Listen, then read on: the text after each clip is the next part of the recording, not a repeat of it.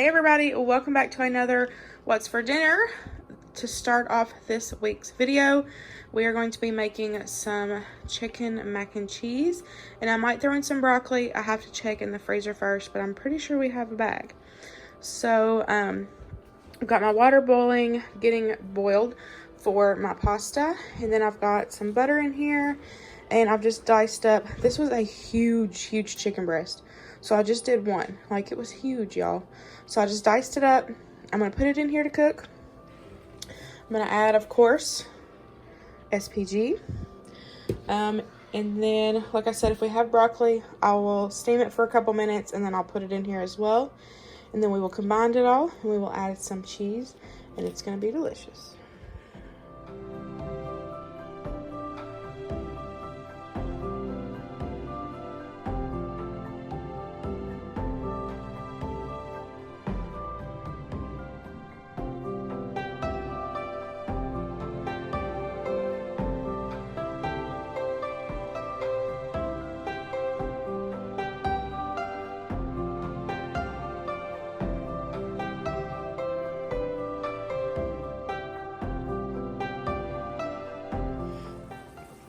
Pasta is almost done. So I cooked the chicken, I added the broccoli, I added 1 pack of the Velveeta cheese sauce, and then I added a half of a container of the cream cheese spread.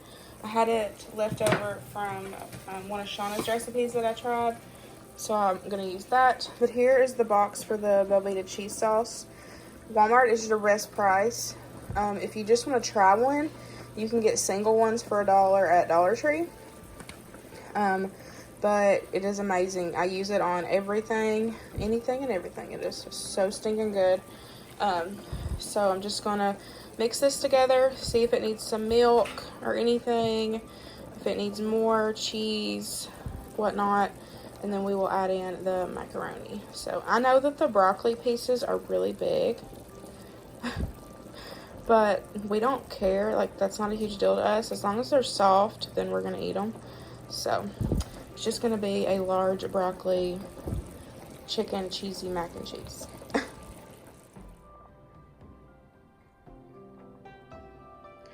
It is all done. Y'all, it tastes so good. I tasted it to make sure it didn't need any more seasonings, but I'm telling you, that SPG seasoning flavors from start to finish. It is so stinking good. Broccoli is nice, and it's not like mush, as you can see. Like, you know, if it was too soft when I'm mixing it together, it would just fall apart. So it's like perfect for us. And it is so cheesy. I ended up adding that other packet of Velveeta cheese sauce. So there's 2 Velveeta cheese sauce in here, 2 packets of the Velveeta cheese sauce, and then there's a half of a container of the cream cheese spread. So y'all, it is so stinking good, and I cannot wait to eat dinner. This pizza is from Hometown Pizza. I already put the box over there. This is the colossal cheese. I don't know if they're everywhere, but I know that there is a few here in Kentucky. And how far is Bloomfield? An hour from us. It's like 45 minutes. 50 minutes from us. But I just went and dropped Winston off, or met my mom to take Winston for a couple days. And so on the way back, I stopped and got one of these. Like I said, it's the colossal cheese. It is so good. So if you have a Hometown Pizza in your town, make sure you go, because it is delicious. So that is what is for dinner tonight. Okay, y'all. So for dinner tonight, I'm going to make some chicken fajitas. So I have just got 1 onion and 1 green pepper. Just got it sliced, and I've got some butter in there with some SPG. I'm gonna let that cook. And then we have got a bunch of chicken. Normally I don't cook this much chicken, but it's been in the fridge, and Luke's gonna be leaving for a couple days, so it's only gonna be me here. So I was like, I need to go ahead and cook it so it's, you know, won't go bad. So we've got, this is 3 chicken breasts. And then I'll just use some like packaged fajita seasoning, cook this up, and then I'll cook some kind of rice to go with it, and we will have dinner. Okay, so I'm just going to do a quick rice recipe in the Instant Pot. So I just have 1 cup of long grain rice. And then I've got, let's see,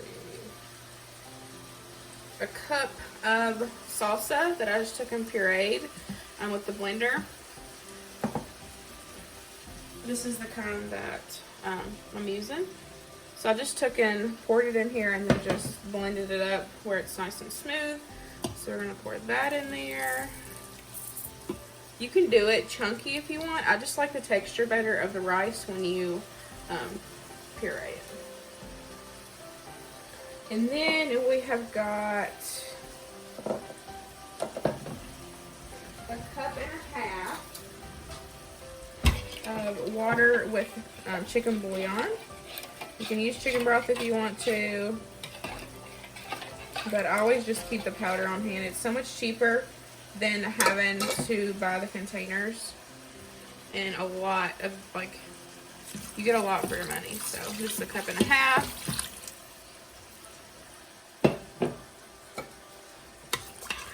So just stir it up, make sure it is all coated and down in there.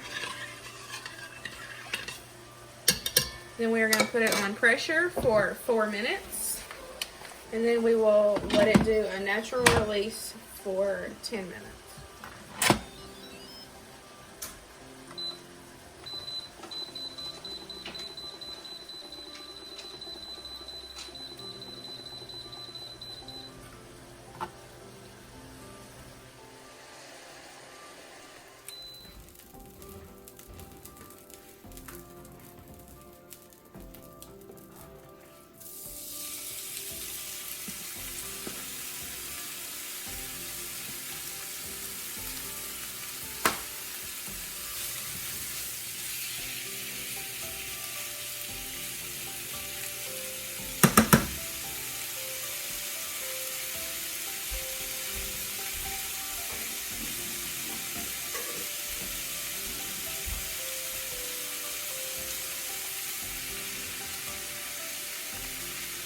This is the seasoning that I'm adding into the chicken. I'm not doing the whole packet, just a little bit of it. And I'm not adding any water because you're going to get liquid that comes out of the chicken. And so that's plenty, that's enough liquid to keep it, to get it where it's saucy. Like, you can see all that in there, and I didn't add any water to it. That's just what came out of it. So I'm doing it in 2 batches since that was a lot of chicken.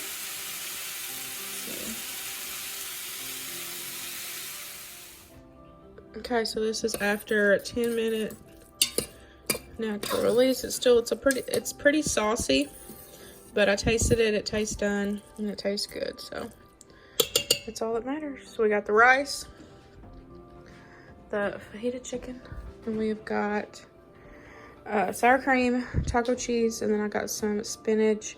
We've got soft shells, and I just heated up to, Luke didn't want his heated, so I just heated up these 2. On this, I just turned it on like medium and just kept flipping them. So you just do it like that, and it heats it up. But this is dinner for Wednesday night.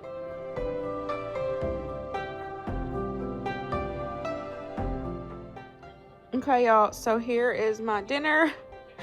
Luke is not here and Winston is not here, so it is just me. So I stopped and got some Zaxby's. I know that I talk about Cane's a lot. I think it's better than Zaxby's, as in chicken tenders. But I do like going to Zaxby's and getting their boneless wings with just regular barbecue. And then I absolutely love these tater chips. They're so good. They have the Zaxby's seasoning on them. And they're so good dipped in ranch. So this is my dinner for tonight. Tomorrow night I should be cooking again. Luke will be back and Winston will be back. So we will be back to our regular Dean dinners tomorrow. Hey y'all, so today we are going to be making a red velvet poke cake. This is the first time I've ever made one. I kind of looked at recipes online, and I'm going to kind of do like my twist on it. So I've got 2 cake mixes here. I probably won't need both, like full cake mixes, but I'll just pour some in a little thing and we'll just have it for home because I'm going to be taking this to work for a coworker's birthday. So her favorite cake is red velvet, so I thought that I would just make it fun and do a poke cake with it. So I've just used the Duncan Hines red velvet, which Duncan Hines is not my favorite brand, but that's all they had at Kroger. So I got those, got my eggs, some butter, 2 things of cream cheese, which probably I'll honestly might just use 1. Oil, of course, and then we'll use water for the cake mixes. So I'm just going to follow the directions on the back of the box to make the cake mix, and then we will get it poured in the pan, and then I'm going to bake it in the oven. Just bake it till, like, if you barely touch it and it pops back up, then it's done. Or if you take a little toothpick, stick it in there and it comes out clean, then you know it's done as well. So once I get everything mixed up and get these baked, we will come back and do the next step.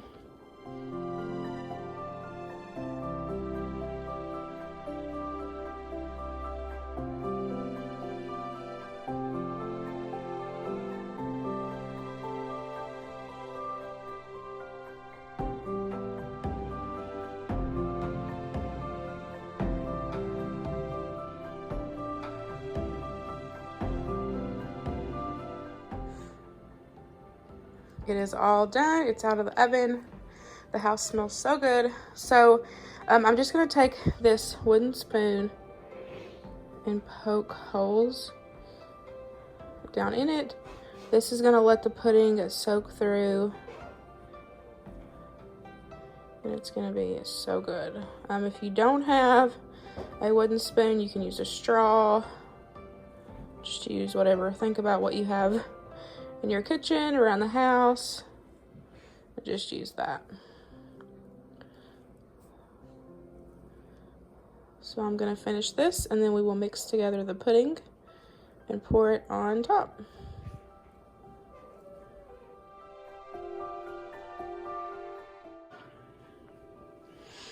Okay, so I got all the holes poked in there where it's still warm. Just do it very slowly because some of it's going to start to kind of stick to the spoon. But I just try to keep the spoon clean. This is what ended up coming out on the spoon. So I'm just going to save this and kind of let it dry out and do like some cake crumbs. And I'll sprinkle that on top once we get like the icing on. That way it kind of does look like a traditional red velvet cake anyways, because that's normally what they do. So for the pudding that I'm going to be using to pour over, I'm going to use some of this white chocolate vanilla bean pudding, and this one has chocolate chips in it. So I'm just using what I have here. I remembered I had this, so it says it was originally $3.50 and I got it for 99 cents. So if I had actually went and bought one, I would have got a white chocolate without chocolate chips, just for like to pour in and whatnot. But honestly, the chocolate chips should be totally fine. They look pretty small, so I'm not worrying about them like all getting stuck in one hole. But if you do go, I would just probably get just a regular white chocolate pudding mix. So the box just says the packet of pudding with 2 cups of milk. It said whole milk, but all I have is 2%. So it's going to work. It just says to whisk for 2 minutes. Then I'm going to let it sit for a little bit where it just starts to get a little thick. And then I will pour it over. You still want it to be where it's going to, run over the cake and in the holes. So you don't want it to be like thick, like pudding that you get out of the fridge. So I'm going to do this. And then we will pour it over. This is a larger box, so I might not use all of it. So we'll just see how much I use. So I'll let you know. Okay, so it got thick pretty quick. So I'm just kind of like directly pour over the holes first. That way it kind of like can settle in. And then I will go over with the rest and just smooth it out on top. So, but I tasted some of this, and y'all, it is so good. I've never had just white chocolate pudding, and y'all, it is amazing. So this is hard to do with one hand. So I'm just going to dump this on here, like I said, and then we'll smooth it out. And then we will let it completely cool. And then we will make our icing and put it on top. Okay, so I got ahead of myself and I already made the icing. But this is just 2 packages of softened cream cheese, 1 stick of unsalted butter. And then I just always like add in the powdered sugar a little bit at a time. Taste it just to see, you know, how if you want it really sweet or not really sweet. And then I added in about a cup of heavy cream towards the end, and then I just turn it on high and let it whip in. So this is a whipped cream cheese icing. So we're just gonna put it on the top here. And then I have my little red velvet crumbs to go on top.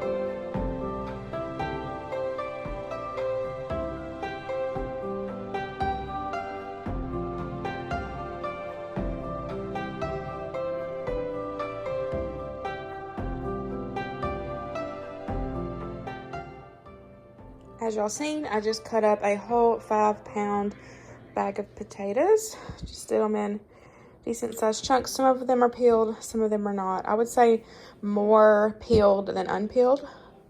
And that's just personal preference. I'm not a huge skin person, potato skins, so I always try to peel them.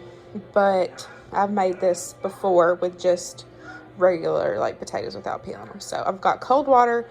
Always start your potatoes on the stove with cold water or like room temperature, you know, lukewarm, whatever it's called. Just don't do hot. And then season it with some salt, just like you would pasta, but just not as much. And then I've just got it on high heat, and we're just going to let these cook through where you can stick a fork in it. That's it.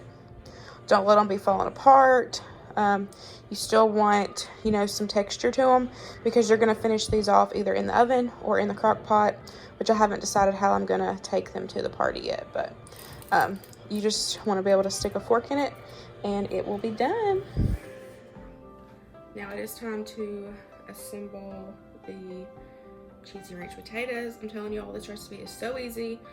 All you need is potatoes, some kind of cheese. I really like to use the cheddar jack just because you have a mixture. And then you need your favorite ranch. You can do homemade. I'm just going to keep it simple and do the bottle. And then salt and pepper to taste. That's it. That's it, y'all. For real, that's it. So I'm going to do it in a full pan just so I don't have to worry about dishes. spray the sides. Sounds like this one's about out. And then I'm gonna do however many potatoes I can fit in here. I made the whole 5-pound bag, but we're just gonna see how many actually fits in here. Let's see. Scoop it out. There it is.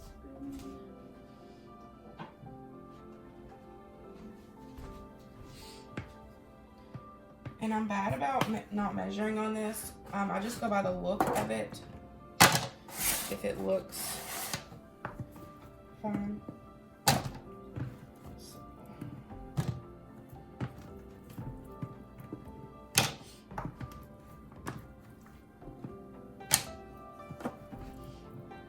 Looks like it might be alright.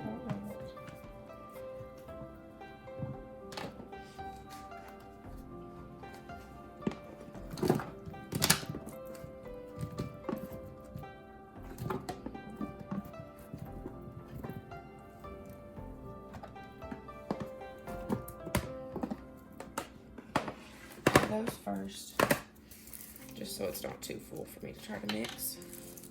And then you're just going to put your ranch right on there and mix it up.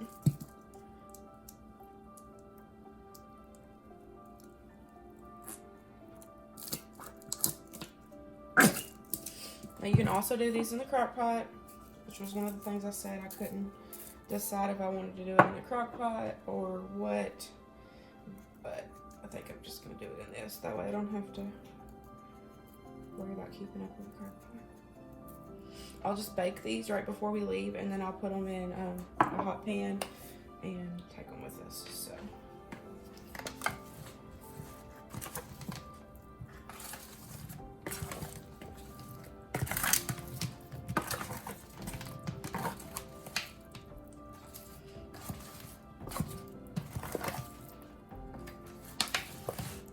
Now you can do this 2 ways. This is the day after. I took and boiled the potatoes, drained them, let them cool, then put them in the fridge. So these are cold. But if you want to do it like for dinner, you know, boil your potatoes, just put them in your pan while they're hot, and just squirt ranch, salt, pepper, top them with cheese, and finish them off in the oven. So you can do this either way. It was late, and I was ready to go to bed, so that's what I did.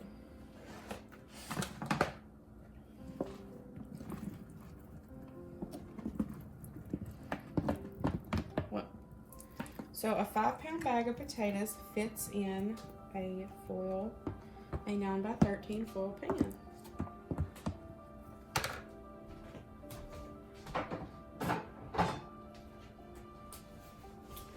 So now we're going to do the same thing.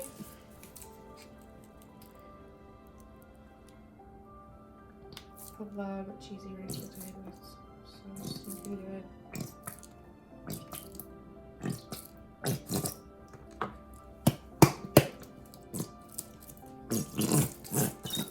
There's like a lot in here. Why is it making that weird sound?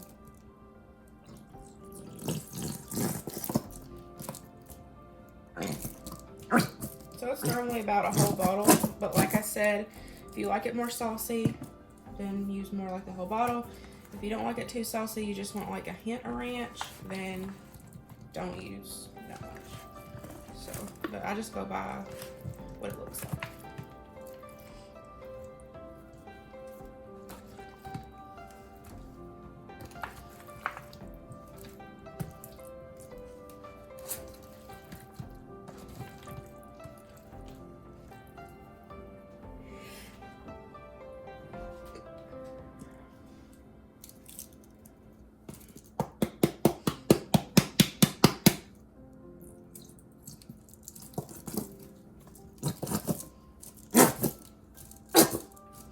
Go ahead and finish this baby off.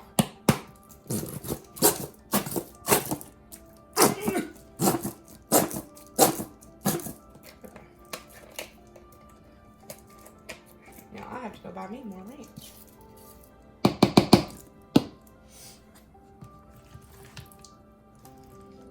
So just do one last stir, make sure they're all coated. Mix in that little bit of extra ranch that we put in there.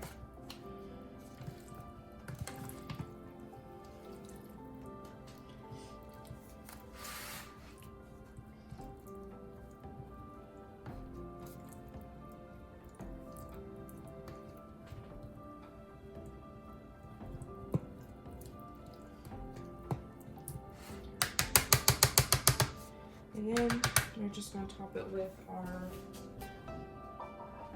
cheese.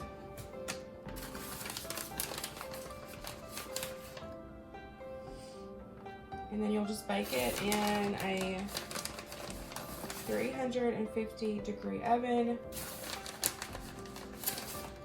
You just got to remember you're going to be cooking the potatoes the rest of the way. They are not completely cooked. They still have a little bite to them. So I would say, like for me, it's probably going to be about 45 minutes since they're cold. But if you do them hot, as soon as, you know, they come out of the pot and drain them and everything, I would say about 25-30 minutes. Y'all think it needs more cheese. I could see potatoes. It's not good.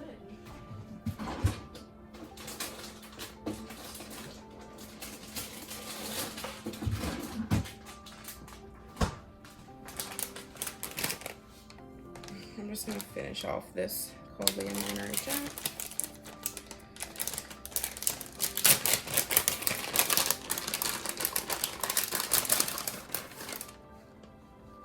Can never have too much cheese. Never, ever, ever. Okie dokie, y'all. So that is it. I will share a clip once they come out of the oven. Nice and delicious.